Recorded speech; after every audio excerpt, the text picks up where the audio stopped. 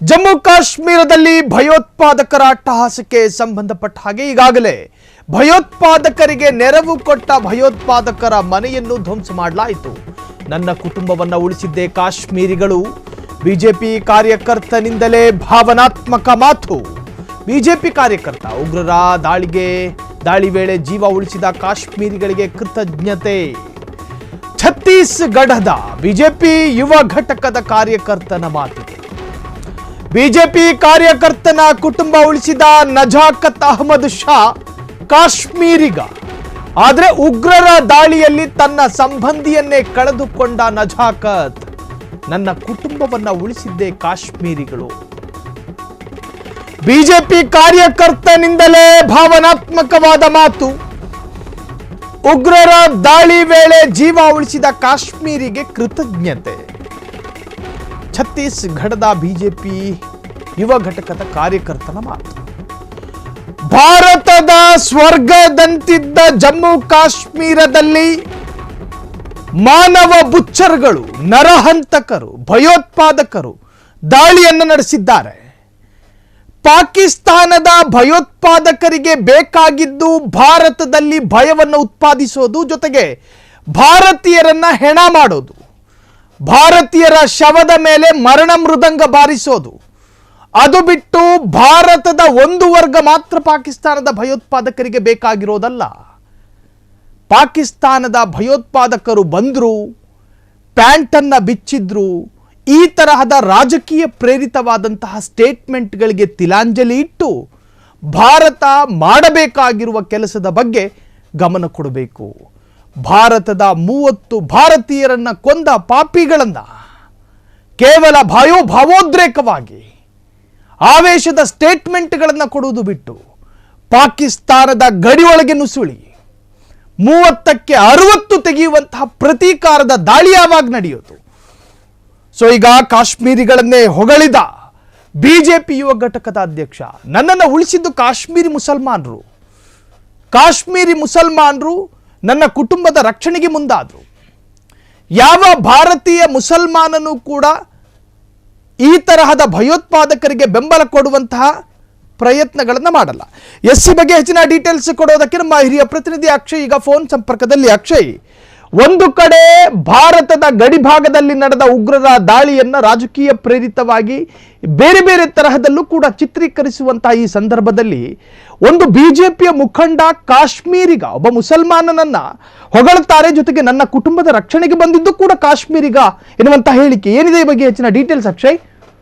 ಸಾಹಿಲ್, ಇಲ್ಲಿ ಒಂದು ಅಂಶವನ್ನ ನಾವು ಗಮನಿಸಬೇಕು. ಪಾಕಿಸ್ತಾನದ ಮೂಲ ಉದ್ದೇಶ ಇರುವಂತದ್ದು ಒಂದು ದಾಳಿಯಲ್ಲಿ ಭಾರತೀಯರನ್ನ ಹತ್ಯೆ ಮಾಡಬೇಕೆನ್ನುವಂಥದ್ದು. ಎರಡನೆಯದ್ದು, ಭಾರತದ ಒಳಗಡೆನೆ ಧರ್ಮ ವಿಭಜನೆ ಮಾಡಿ ಭಾರತೀಯರ ನಡುವೆ ತಂದಿಟ್ಟು ಅದರ ಲಾಭವನ್ನ ತಾನು ಪಡ್ಕೊಳ್ಬೇಕು ಅಂತೇಳಿ ಮೇಲ್ನೋಟಕ್ಕೆ ಪಾಕಿಸ್ತಾನದ ಏನು ಮೊನ್ನೆಯ ಕೃತ್ಯ ಏನಿದೆ ಅದು ಮೇಲ್ನೋಟಕ್ಕೆ ಸ್ವಲ್ಪ ಮಟ್ಟಿಗೆ ವರ್ಕೌಟ್ ಆದಂಗೆ ಕಾಣಿಸ್ತಾ ಇದೆ. ಕಾರಣ ಏನು ಅಂತ ಹೇಳಿದ್ರೆ, ದಾಳಿ ನಡೆದಂತಹ ಸಂದರ್ಭದಲ್ಲಿ ನೀನು ಹಿಂದೂನಾ ಅಂತೇಳಿ ಕೇಳಿ ಕುರಾನ್ ಅನ್ನ ಓದಕ್ಕೆ ಹೇಳಲಾಯ್ತು ಅಂತ ಹೇಳಿ, ಜೊತೆಗೆ ಆತ ಹಿಂದೂನೋ ಮುಸಲ್ಮಾನನೋ ಅಂತ ಹೇಳಿ ಆತನ ಬಟ್ಟೆಗಳನ್ನ ಬಿಚ್ಚಿ ಅದಾದ ಬಳಿಕ ಶೂಟ್ಔಟ್ ಮಾಡಿದ್ರು ಎನ್ನುವಂತಹ ಮಾಹಿತಿ ಏನಿದೆ ಅದು ಸಹಜವಾಗಿ ಭಾರತದ ಒಳಗಡೆ ಒಂದು ಹೊಸ ಆಕ್ರೋಶಕ್ಕೆ ಕಾರಣ ಆಗಿತ್ತು. ಜೊತೆಗೆ ಪ್ರಮುಖವಾಗಿ ಕಾಶ್ಮೀರಿಗಳ ವಿರುದ್ಧ, ಕಾಶ್ಮೀರದಲ್ಲಿ ಏನು ಈ ಮುಸಲ್ಮಾನರಿದ್ದಾರೆ ಅವರ ವಿರುದ್ಧ ಸಾಕಷ್ಟು ಆಕ್ರೋಶವನ್ನು ಹೊರಹಾಕದಂತವರು ಇದ್ದಾರೆ. ಬಟ್ ಆ ಘಟನೆಯ ಬಳಿಕ ಅಲ್ಲಿ ಜೀವ ಉಳಿಸಿಕೊಂಡು ಬಂದಂತವರ ಮಾತುಗಳನ್ನ ಕೇಳಿದ್ರೆ, ಅದನ್ನ ಬೇಕಾದ್ರೆ ಶಿವಮೊಗ್ಗದ ಮಂಜುನಾಥ್ ಅವರ ಪತ್ನಿ ಇರ್ಬೋದು, ಭರತ್ ಭೂಷಣ್ ಅವರ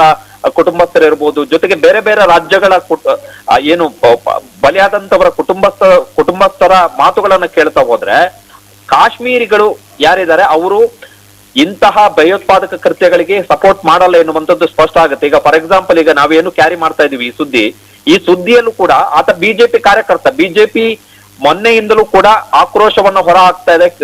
ಬಿಜೆಪಿಯ ಕೆಲವು ನಾಯಕರು ಮುಸಲ್ಮಾನ ಸಮುದಾಯದ ವಿರುದ್ಧ ತಿರುಗಿ ಬೀಳ್ತಾ ಇದ್ದಾರೆ, ಟೀಕೆಯನ್ನ ಮಾಡ್ತಾ ಇದ್ದಾರೆ, ಆರೋಪವನ್ನ ಮಾಡ್ತಾ ಇದ್ದಾರೆ. ಬಟ್ ಬಿಜೆಪಿ ಕಾರ್ಯಕರ್ತ ಹೇಳ್ತಾ ಇದ್ದಾನೆ, ನನ್ನ ಜೀವವನ್ನ ಉಳಿಸಿದ್ದೇ ಒಬ್ಬ ಕಾಶ್ಮೀರದವನು.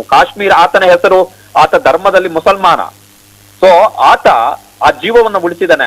ಬಿಜೆಪಿ ಕಾರ್ಯಕರ್ತ ಹೇಳುವ ಪ್ರಕಾರ ಒಂದು ವೇಳೆ ಆ ಗೈಡರು ನಜಾಕತ್ ಒಂದು ವೇಳೆ ಇಲ್ಲದೆ ಹೋಗಿದ್ರೆ ಭಯೋತ್ಪಾದಕರು ನನ್ನ 2 ಮಕ್ಕಳು ಮತ್ತೆ ನನ್ನ ಪತ್ನಿ ಮತ್ತು ನನ್ನನ್ನು ಕೂಡ ಸಾಯಿಸ್ತಾ ಇದ್ರು, ನಮ್ಮನ್ನು ಯಾರನ್ನು ಕೂಡ ಜೀವ ಸಮೇತ ಉಳಿಸ್ತಾ ಇರ್ಲಿಲ್ಲ.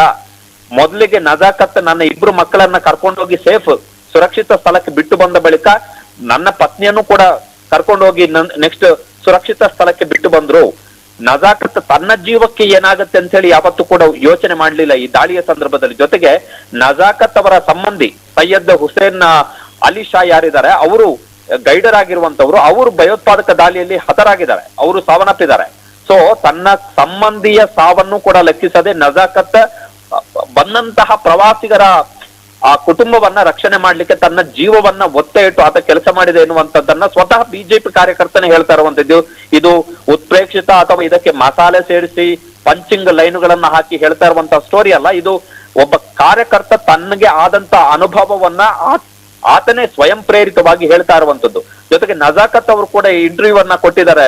ಇಂಡಿಯನ್ ಎಕ್ಸ್ಪ್ರೆಸ್ ಕೊಟ್ಟಿರುವಂತಹ ಸ್ಟೇಟ್ಮೆಂಟ್ ನಲ್ಲಿ ಅವರು ಹೇಳಿದ್ದಾರೆ, ಕಾಶ್ಮೀರಿಗರು ಯಾರು ಕೂಡ ಇಂತಹ ದಾಳಿಯನ್ನ ಇಷ್ಟಪಡಲ್ಲ. ನಾವು ಬದುಕ್ತಾ ಇರುವಂತದ್ದೇ ಟೂರಿಸಂ ನ ನೆಲೆಯಲ್ಲಿ, ನಮಗೆ ಅನ್ನ ಕೊಡ್ತಾ ಇರುವಂತದ್ದು, ನಮ್ಮ ಮಕ್ಕಳು ಶಿಕ್ಷಣವನ್ನ ಪಡಿತಾ ಇರುವಂತದ್ದು ಈ ಟೂರಿಸಂ ನ ಕಾರಣಕ್ಕೋಸ್ಕರ, ಇಲ್ಲಿ ಬರುವಂತಹ ಪ್ರವಾಸಿಗರ ಕಾರಣಕ್ಕೋಸ್ಕರ. ಸೊ ನಾವು ಇಂತಹ ಭಯೋತ್ಪಾದಕ ಕೃತ್ಯಗಳಿಗೆ ನಾವು ಯಾವತ್ತೂ ಕೂಡ ಬೆಂಬಲ ಕೊಡಲ್ಲ. ಹಾಗಾಗಿ ಈ ದಾಳಿ ಆದ ಬಳಿಕ ಇವತ್ತು ಕೂಡ ಪಹಲ್ಗಾಮ್ ನಲ್ಲಿ ಸತತ 2ನೆಯ ದಿನ ಸಾಹಿಲ್ ಅಲ್ಲಿಯ ಜನ ಬಂದನ್ನ ಆಚರಿಸ್ತಾ ಇದ್ದಾರೆ. ಅಲ್ಲಿ ಅಂಗಡಿ ಏನೆಲ್ಲ ಇತ್ತು ಎಲ್ಲವನ್ನ ಬಂದ್ ಮಾಡಿದ್ದಾರೆ ಸತತ 2ನೆಯ ದಿನ. ಸೊ ಒಂದೊಂದು ಸ್ಟೋರಿ ಕೂಡ ಈಗ ಶಿವಮೊಗ್ಗದ ಮಂಜುನಾಥ್ ಅವರ ಪತ್ನಿ ಒಳಗೊಂಡು ಯಾರೆಲ್ಲ ಅಲ್ಲಿ ಹೋಗಿ ಜೀವ ಉಳಿಸ್ಕೊಂಡು ಬಂದಿದ್ದಾರೆ ಅವರ ಈ ಶಿವಮೊಗ್ಗದ ಮಂಜುನಾಥ್ ಅವರ ಪತ್ನಿ ಹೇಳ್ತಾರೆ ಒಂದು ಮಾಧ್ಯಮಕ್ಕೆ ಕೊಟ್ಟಂತಹ ಸ್ಟೇಟ್ಮೆಂಟ್ ನಲ್ಲಿ, ನನ್ನ ಮಗನನ್ನು ಕೂಡ ಅಲ್ಲಿದ್ದಂತಹ ಕಾಶ್ಮೀರಿ ಮುಸಲ್ಮಾನ ಯುವಕ ತನ್ನ ಹೆಗಲ ಮೇಲೆ ಹಾಕಿಕೊಂಡ ನನ್ನ ಮಗನ ಜೀವ ಉಳಿಸ್ತಾ ಅಂತ ಹೇಳಿ. ಸೊ ಒಂದು ಕಡೆ ಆಕ್ರೋಶಭರಿತವಾದಂತಹ ಧರ್ಮ ವಿರೋಧಿ ಹೇಳಿಕೆಗಳು ಒಂದು ನಿರ್ದಿಷ್ಟ ಧರ್ಮದ ವಿರುದ್ಧ, ಅದರ ನಡುವೆ ಅಲ್ಲಿ ನಡೆದಂತಹ ಘಟನೆ ಮತ್ತು ಆ ಘಟನೆಯನ್ನ ಅನುಭವಿಸಿ ಬಂದು ಜೀವ ಉಳಿಸಿಕೊಂಡು ಬಂದಂತವರು ಕೊಡ್ತಾ ಇರುವಂತಹ ಸ್ಟೇಟ್ಮೆಂಟ್ ಗಳನ್ನ ಗಮನಿಸಿದ್ರೆ, ಪಾಕಿಸ್ತಾನ ಮೇಲ್ನೋಟಕ್ಕೆ ತಾನು ಡ್ಯಾಮೇಜ್ ಮಾಡ್ಲಿಕ್ಕೆ ಏನು ಪ್ರಯತ್ನವನ್ನ ಪಟ್ಟಿತ್ತು ಅದು ಮಾಡಿದೆ ನಿಜ. ಬಟ್ ಅಲ್ಲಿ ಹೋಗಿ ಬಂದಂತವರ ಅನುಭವಗಳನ್ನ ಕೇಳಿದ ಮೇಲೆ, ಅವರು ತಮ್ಮ ಜೀವ ಉಳಿಸಿಕೊಂಡು ಬಂದಂತಹ ರೀತಿಯ ಕಥೆಗಳನ್ನ ಕೇಳಿದ ಮೇಲೆ ಬಹುಶಃ ಆ ಆಕ್ರೋಶ, ಆ ಸಿಟ್ಟಿಗೆ ಸ್ವಲ್ಪ ಶಾಂತತೆ ಸಿಗಬಹುದು. Sahil, thank you Akshay. ತಮ್ಮ ಮಾಹಿತಿಯಲ್ಲಿ ಸಮಾಜಕ್ಕೊಂದು ಸಂದೇಶವೂ ಇತ್ತು. ಸೊ ಭಾರತ ಅಂದ್ರೆ ಇದೇ ರೀ, ವೈವಿಧ್ಯತೆಯಲ್ಲಿ ಏಕತೆಯನ್ನ ಸಾರುವಂತಹ ಭಾರತ ಇದು. ಉಗ್ರರ ದಾಳಿಯ ವೇಳೆ ನನ್ನ ಪತ್ನಿ ಮಕ್ಕಳನ್ನ ರಕ್ಷಣೆ ಮಾಡಿದ್ದು ನಜಾಕತ್. ಛತ್ತೀಸ್ಗಢದ ಬಿಜೆಪಿ ಕಾರ್ಯಕರ್ತನಿಂದಲೇ ಕೃತಜ್ಞತೆ. 35 ವರ್ಷದ ಬಿಜೆಪಿ ಕಾರ್ಯಕರ್ತನ ಅರವಿಂದ್ ಅಗರ್ವಾಲ್.